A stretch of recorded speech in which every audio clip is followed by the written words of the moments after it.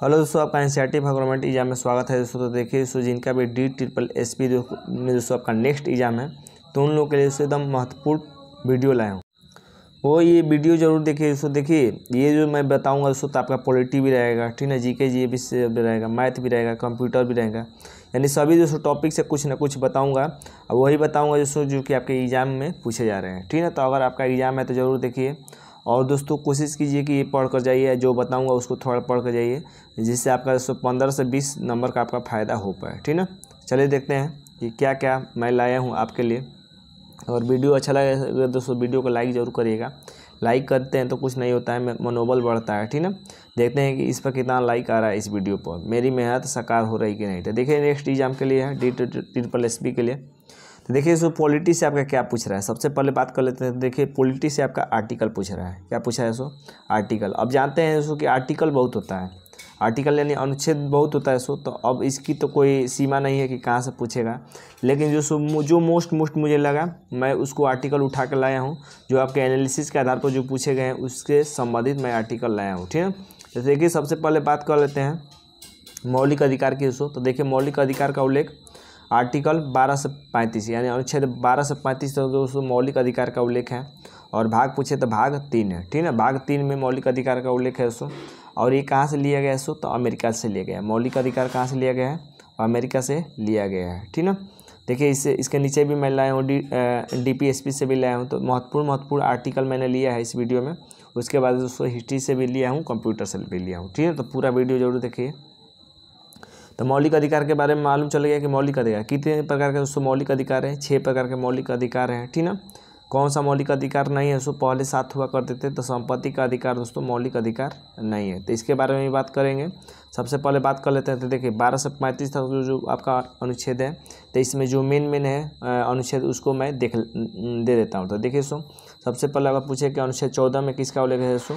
तो विधि के समझ समानता को लेकर। विधि मतलब कानून, यानी कानून में दोस्तों सभी को समान नज़र से देखा जाएगा, ये अनुच्छेद 14 कहता है। अनुच्छेद 17 क्या कहता है दोस्तों? कि अस्पृश्यता का अंत है, यानी छुआछूत से संबंधित है दोस्तों कि छुआछूत नहीं होगा, ठीक है। छुआछूत नहीं होगा यानी छुआछूत भेदभाव नहीं किया जाएगा, ये अनुच्छेद 17 कहता है। कि अनुच्छेद 17 में अस्पृश्यता का अंत का उल्लेख है, ठीक है। अनुच्छेद 19 क्या है दोस्तों? तो अनुच्छेद 19 संविधान का रीढ़ कहा जाता है। 19 में कई प्रकार का होता है दोस्तों। 19 1 होता है, 19 2 होता है, 3 होता है, 4 होता है। देखिए 19 1 याद रखेगा। 19 1 महत्वपूर्ण है। अभिव्यक्ति की स्वतंत्रता का उल्लेख दोस्तों अनुच्छेद 19 1 में है। बोलने की स्वतंत्रता का उल्लेख अनुच्छेद 19 1 में है। और प्रेस की स्वतंत्रता का उल्लेख दोस्तों अनुच्छेद 19 1 में है। यहाँ से 3 क्वेश्चन है दोस्तों, तीनों में से कोई भी पूछ सकता है आपके एग्जाम में, ठीक है। अनुच्छेद 21 याद रखेगा कि अनुच्छेद 21 में दोस्तों प्राण और दहकी की स्वतंत्रता का उल्लेख है, ठीक है ना, या निजता के अधिकार का उल्लेख है। तो यहाँ से 2 क्वेश्चन है। और पूछे कि निजता के अधिकार का उल्लेख किस अनुच्छेद में है तो अनुच्छेद 21 हो जाएगा। प्राण एवं दहकी की स्वतंत्रता का उल्लेख किस अनुच्छेद में? तो अनुच्छेद 21 हो जाएगा, ठीक ना। 21 को याद रखिएगा, महत्वपूर्ण है। 21 को क्या है इसको 6 से 14 वर्ष के बच्चों को निःशुल्क शिक्षा से संबंधित है। इसको 86वां संविधान संशोधन 2002 द्वारा जोड़ा गया था, ठीक ना। 21 को में अनुच्छेद 24 याद रखेगा। अनुच्छेद 24 क्या है कि 14 वर्ष से कम आयु के बच्चों को काम करने नहीं दिया जाएगा, ये है दोस्तों अनुच्छेद 24। तो याद रखिएगा 24 से याद रखिएगा कि 24 घंटे काम नहीं करने दिया जाएगा। इस तो थोड़ा सा दिमाग में बैठा लेंगे, ठीक है। अनुच्छेद 32 क्या है दोस्तों? तो अनुच्छेद 32 है संवैधानिक उपचारों का अधिकार, यानी संवैधानिक उपचारों का अधिकार का उल्लेख है अनुच्छेद 32 में। सुप्रीम कोर्ट दोस्तों अनुच्छेद 32 के तहत 5 प्रकार की रीट जारी करती है, ठीक है। 5 प्रकार की रीट जारी करती है 5 प्रकार की रीट। और अनुच्छेद 226 के तहत दोस्तों हाई कोर्ट रीट जारी करते हैं। तो अगर सुप्रीम कोर्ट पूछे तो सुप्रीम कोर्ट 5 प्रकार की रीट जारी करते हैं अनुच्छेद 32 के तहत। और हाई कोर्ट दोस्तों जारी करता है अनुच्छेद 226 के तहत, ठीक है। तो देखिए जो मौलिक अधिकार मैंने बताया कि मौलिक अधिकार का उल्लेख कहाँ से कहाँ तक है, 12 से 35 तक है। तो इसमें जो मौलिक अधिकार है सो हमारे 6 प्रकार के मौलिक अधिकार है, उसको इस वीडियो में देख लेते हैं। तो 6 प्रकार के मौलिक अधिकार कौन कौन है सो? एक है समानता का अधिकार, इसका उल्लेख अनुच्छेद 14 से 18 है। एक है स्वतंत्रता का अधिकार, अनुच्छेद 19 से 22 तक इसका उल्लेख है। तो पहला में आया 100 दोस्तों, दूसरे में भी आया 100। उसके बाद तीसरा है शोषण के विरुद्ध अधिकार, ये अनुच्छेद 23 से 24 है, ठीक ना। तो यहाँ पर भी आया दोस्तों 100, क्या आया? 100 आया। चौथा है धार्मिक स्वतंत्रता का उल्लेख, ये अनुच्छेद 25 से 28 तक है, यहाँ पर आया तो याद रखिएगा 100, ठीक ना। स फिर से सु ध, स से समानता का अधिकार, स्वतंत्रता का अधिकार, शोषण के विरुद्ध अधिकार और धार्मिक स्वतंत्रता का अधिकार। इस तरह याद भी कर सकते हैं, वरना आपने तो याद कर लिया होगा, ठीक ना। पांचवा बात कर लेते हैं। तो पांचवा है सो संस्कृति, संस्कृति और शिक्षा से जुड़े अधिकार है अनुच्छेद 29 से 30 है। और संवैधानिक उपचारों का अधिकार है अनुच्छेद 32 था। याद कर रखिएगा कि लास्ट में उपचार करना है, क्या करना है, उपचार करना है। इसका उल्लेख अनुच्छेद 32 में है। और यहाँ पर भी क्या है, सा आया, क्या है, सा है, सांस्कृतिक। तो स शुद्ध और उसके बाद सा और उपचार, ठीक ना। और एक बात याद रखिएगा दोस्तों कि पहले दोस्तों मौलिक अधिकार कितने हुआ करते थे, 7 हुआ करते थे। अब कितने हैं दोस्तों, 6 हैं। 7वां मौलिक अधिकार कौन था, संपत्ति का अधिकार था। कौन था, संपत्ति का अधिकार। इसको हटाकर दोस्तों कानूनी अधिकार बना दिया गया। कौन सा अधिकार बना दिया गया, कानूनी अधिकार बना दिया गया। और इसे 300 क में जोड़ दिया गया, ठीक ना। 300 क में जोड़ दिया गया किस संशोधन के तहत, तो 44वां संविधान संशोधन 1978 के द्वारा जोड़ दिया गया। तो ये भी क्वेश्चन थोड़ा याद रखिएगा। तो कितने प्रकार के मौलिक अधिकार हैं, तो मौलिक अधिकार दोस्तों 6 प्रकार के हैं, जो कि अमेरिका से लिए गए हैं। अब बात कर लेते हैं कुछ महत्वपूर्ण और अनुच्छेद। भाग 4 का DPSP 12 से 35 तक हमने देख लिया, जो मोस्ट था। उसके बाद दोस्तों 36 से 51 तक दोस्तों जो मोस्ट है उसको देख लेंगे। ये 36 से 51 तक का दोस्तों कौन सा आर्टिकल है, ये है राज्य के नीति निर्देशक तत्व, ठीक ना। तो राज्य के नीति निर्देशक तत्व का उल्लेख किस भाग में है, तो भाग 4 में है। और कौन सा अनुच्छेद में है, तो अनुच्छेद 36 से 51 तक है। और राज्य के नीति निर्देशक तत्व यानी DPSP का कहाँ से लिया गया सो, तो ये आयरलैंड से लिया गया है। कहाँ से लिया गया है, आयरलैंड से लिया गया है, ये भी याद रखिएगा, ठीक ना। तो 36 से 51 तक सभी अनुच्छेद देखना तो इम्पॉसिबल है। कुछ महत्वपूर्ण अनुच्छेद बता देता हूँ, जो कि आपके एग्जाम में पूछे जाते हैं, ठीक ना, किसी भी एग्जाम में। तो देखिए अनुच्छेद 39 याद रखिएगा सो। अनुच्छेद 39 है समान कार्य के लिए समान वेतन का उल्लेख है, ठीक ना। अनुच्छेद 40 दोस्तों ग्राम पंचायतों के संगठन का उल्लेख है, ये महत्वपूर्ण है। ये याद रखिएगा 73वें संविधान संशोधन द्वारा 24 अप्रैल 1993 को जोड़ा गया था ग्राम पंचायत को, ठीक ना, संविधान में। 73वें संविधान संशोधन 1993 के द्वारा, ठीक ना, 24 अप्रैल 1993 के तहत। और सबसे पहले ग्राम पंचायत कहाँ लागू हुआ था दोस्तों, तो राजस्थान के नागौर जिले में लागू हुआ था, ये भी याद रखिएगा, कई बार एग्जाम में पूछता है। तो राजस्थान के नागौर जिले में सबसे पहले ग्राम पंचायत लागू हुआ था, ठीक ना। और देखिए अनुच्छेद 44 याद रखिएगा, समान सिविल संहिता का उल्लेख है, अनुच्छेद 44। अनुच्छेद 48 याद रखिएगा, दुधारू पशु पर हत्या पर रोक, कृषि या पशुपालन पर रोक, दोस्तों ये क्या है, अनुच्छेद 48 कहता है, ठीक ना। तो 48 लीटर दूध याद रखिएगा, तो दुधारू पशु याद हो जाएगा। और उसके बाद देखिए 36 से 51 हो गया। एक होता है 51 क याद रखिएगा, 51 क, अनुच्छेद 51 क में क्या है, मौलिक कर्तव्य है। तो मौलिक कर्तव्य का उल्लेख अनुच्छेद 51 क में। भाग पूछे भाग 4 क याद रखेगा, तो भाग 4 क में मौलिक कर्तव्य का उल्लेख है, ठीक ना। मौलिक कर्तव्य की संख्या कितनी है तो देखिए भाग 4 क में इसका उल्लेख है। मौलिक कर्तव्य कहाँ से लिया गया है, तो रूस से लिया गया है, ठीक ना, जो कि अपना बड़ा भाई कहलाता है रूस। वर्तमान में कितने मौलिक कर्तव्य हैं तो ये 11 मौलिक कर्तव्य हैं, ठीक ना, 11 मौलिक कर्तव्य हैं। मौलिक कर्तव्य किस समिति के सिफारिश पर जोड़े गए थे संविधान में, तो सरदार सरोवर सिंह समिति की सिफारिश पर मौलिक कर्तव्य संविधान में जोड़े गए थे। जब मौलिक कर्तव्य को अपनाया गया था तो कितने मौलिक कर्तव्य थे, 10 मौलिक कर्तव्य थे, याद रखिएगा। मूल संविधान में कितने मौलिक कर्तव्य थे, 10 थे। वर्तमान में कितने हैं, 11 हैं। 11वां मौलिक कर्तव्य कौन है तो यही है कि 86वां संविधान संशोधन 2002 द्वारा जिससे जोड़ा गया है, शिक्षा से संबंधित है। 6 से 14 वर्ष के बच्चों के लिए शिक्षा से, यही आपका 11वां मौलिक कर्तव्य है, ठीक ना, याद रखिएगा, महत्वपूर्ण है। और कुछ ये आर्टिकल बता दे रहा हूँ, उससे देखें। महान न्यायवादी का उल्लेख किस में है, तो अनुच्छेद 76 में है। महाअधिवक्ता यानी एडवोकेट जनरल का उल्लेख किस में, अनुच्छेद 165 में, ये अटॉर्नी जनरल कहलाता है। धन विधेयक का उल्लेख दोस्तों अनुच्छेद 110 में है।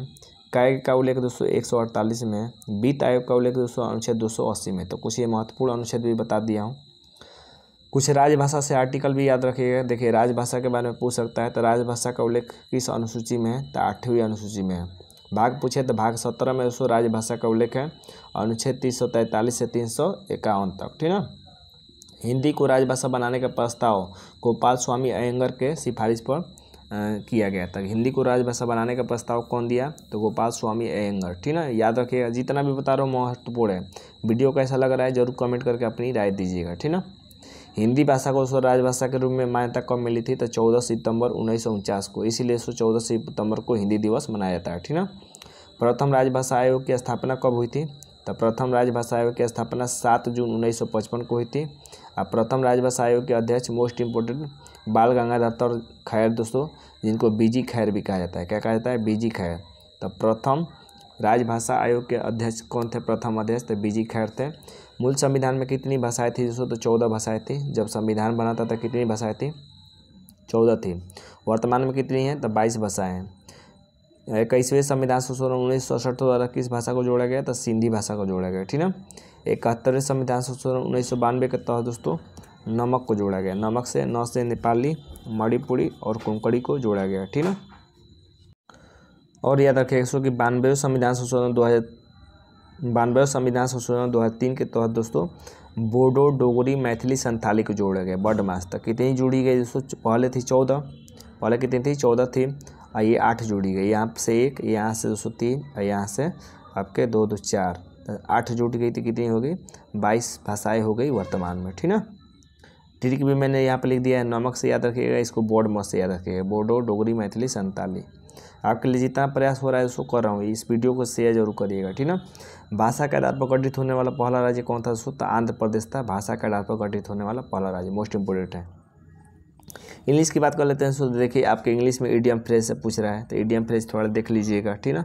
ज़्यादा प्रश्न पूछे जा रहे हैं। देखिए किसी शिफ्ट में कम पूछा जाएगा, किसी शिफ्ट में ज़्यादा पूछा जाएगा। देखिए बात कर लेते हैं तो आपका 1 तारीख को एग्जाम हुआ था सेकंड शिफ्ट में, सेकंड और थर्ड, वहाँ पे दोस्तों आपका इडियम फ्रेज पूछा गया था, ठीक ना। पूर्व वर्ष भी दोस्तों हर शिफ्ट में पूछ रहा है। जम्बल भी पूछ रहा है 1 से 2 क्वेश्चन। स्पेलिंग पूछ रहा है, स्पेलिंग जो आपका स्पेलिंग एरर होता है कि कौन सा स्पेलिंग है। एंटोनी सिनोनिम्स की बात कर लेते हैं दोस्तों, तो देखिए आपका 1 तारीख को फर्स्ट शिफ्ट में नहीं पूछा गया था, फर्स्ट शिफ्ट में नहीं पूछा गया था। बाकी आपके सेकंड और थर्ड शिफ्ट में पूछे गए थे, ज़्यादा पूछे गए थे, ठीक ना। तो इंग्लिश में थोड़ा देख लीजिएगा। जीके जीएस की बात कर लेते हैं दोस्तों, तो स्पोर्ट्स में पूछ रहा है। स्पोर्ट्स में आपका फुटबॉल से क्वेश्चन आया था, ठीक ना। तो और स्पोर्ट्स से यानी स्पोर्ट्स से संबंधित क्वेश्चन पूछ रहा है जीके जीएस में। डांस से क्वेश्चन पूछा था दोस्तों, डांस से देख लेते हैं। शास्त्रीय नृत्य की बात कर लेते हैं। देखिए शास्त्रीय नृत्य दोस्तों भारतीय संस्कृति मंत्रालय के अनुसार दोस्तों कितने शास्त्रीय नृत्य हैं? तो 8 शास्त्रीय नृत्य है। कौन कौन? एक भरतनाट्यम है, कथक है, कथकली है, कुचिपुड़ी है, मणिपुरी है, ओडिसी है, सत्रिया है, ठीक ना। ये 8 शास्त्रीय नृत्य है। सो मोहिनीअट्टम है। कौन कहाँ से संबंधित है याद रखेगा। तो भरतनाट्यम दोस्तों तमिलनाडु का शास्त्रीय नृत्य है। कथक दोस्तों उत्तर भारत या उत्तर प्रदेश का शास्त्रीय नृत्य है। कथकली दोस्तों केरल का शास्त्रीय नृत्य है। कुचिपुड़ी दोस्तों आंध्र प्रदेश का है।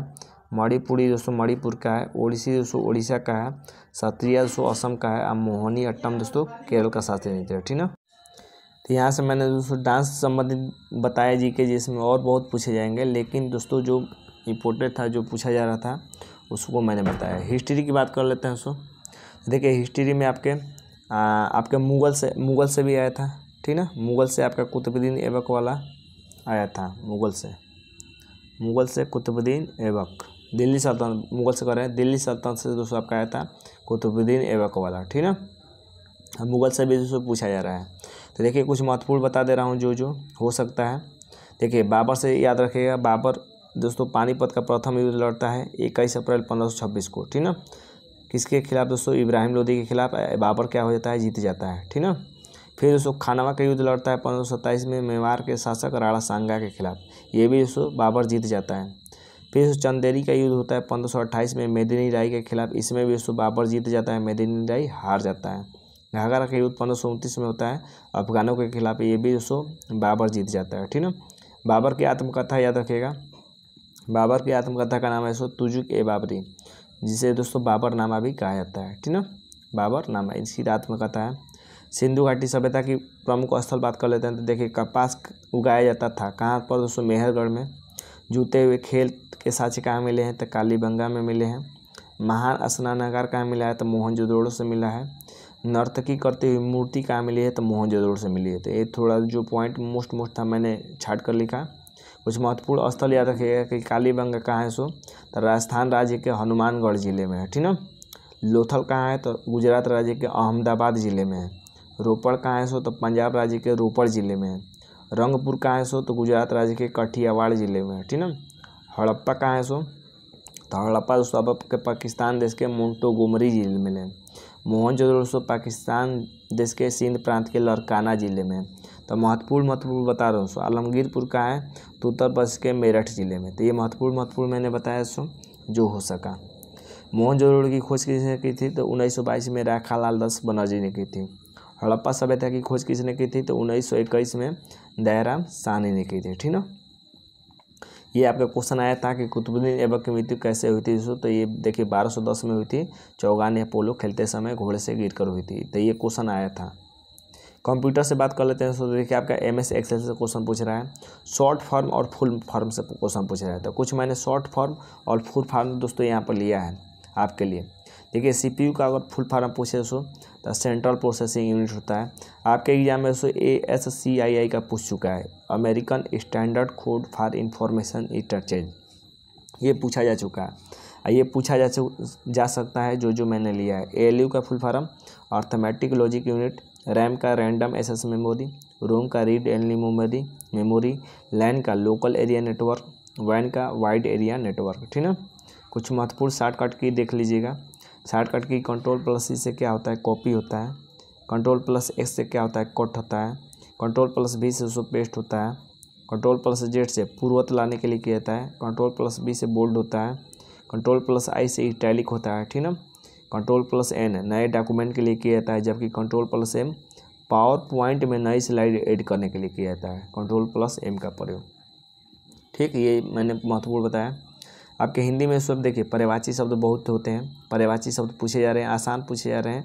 तो अगर आपने तैयारी किया है तो एकदम आप उसको कर ले जाएंगे। ठीक ना, विलोम शब्द दोस्तों 1 से 2 क्वेश्चन विलोम शब्द पूछा जा रहा है। अनेकार्थी शब्द भी पूछा जा रहा है। ये टॉपिक दोस्तों रिपीट हो रहे हैं, बाकी तो और पूछ ही रहा है, लेकिन ये क्वेश्चन बार बार पूछे जा रहे हैं। मैथ की बात कर लेते हैं। मैथ में शंकु से पूछ रहा है। तो देखिए शंकु को हल करने के लिए आपको पूरा सूत्र मालूम रहना चाहिए। सूत्र आप जरूर याद कर लीजिएगा। गोला से पूछा जा रहा है, बेलन से पूछा जा रहा है। ठीक ना, परसेंटेज से पूछा रहा है, लाभ हानि से पूछा जा रहा है, टाइम एंड डिस्टेंस से दोस्तों क्वेश्चन पूछा जा रहा है, वर्क एंड टाइम से दोस्तों क्वेश्चन पूछा जा रहा है। ठीक ना, तो ये टॉपिक ऐसे हैं कि यहाँ से क्वेश्चन बार बार आ रहा है। ठीक ना, तो देखिए सो ये जो मैंने बताया जितना हो सका मैंने बताया। आप ज़रूर बताइएगा कि आपको मेरा प्रयास कैसा लगा। ठीक ना, तो उम्मीद करते हैं कि वीडियो अच्छा लगा है। वीडियो अच्छा लगा चैनल को लाइक सब्सक्राइब जरूर करिएगा। आज के लिए बस इतना ही दोस्तों, धन्यवाद दोस्तों।